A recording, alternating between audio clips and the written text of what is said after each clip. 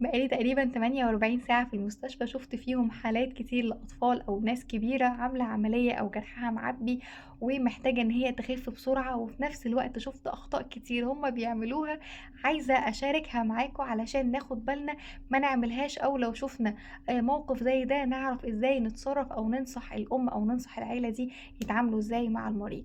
أول حاجة المريض ده ما ينفعش إن هو يشرب عصير، محتاجين نشيل كلمة العصاير دي من القاموس بتاعنا، ما ينفعش إن أنا يبقى عندي مريض عامل عملية وعنده جرح وأروح أجيب له عصاير من برّه، ليه؟ لإن السكريات دي هتأثّر على عملية الشفا بتاعته، يعني هتأثّر على إن الجرح يلم بسرعة، وهتزوّد فرصة إنه يحصل له مضاعفات أو مشاكل أو ياخد عدوى بسرعة جدًا، لإن السكر بيدمّر العملية بتاعة الشفا دي خالص، تمام؟ طب ياكل إيه المريض ده أو أساعده إزاي في الأكل؟ أول حاجة محتاج إن هو ياكل فاكهة كتير وياكل مكسرات، لأن الحاجات دي هي اللي بتساعد في تكوين الكولاجين وإن الجلد يلتئم ويتجدد بسرعة، وفي نفس الوقت تقوي مناعة المريض.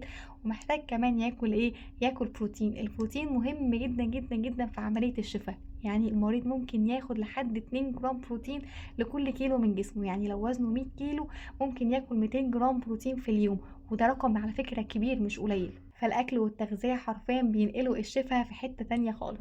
وبس كده، أنا دكتور ندى عادل ودي وايت هوب كلينيك، اعملوا منشن لأي حد مريض تعرفوه، وأشوفكم الفيديو الجاي، سلام.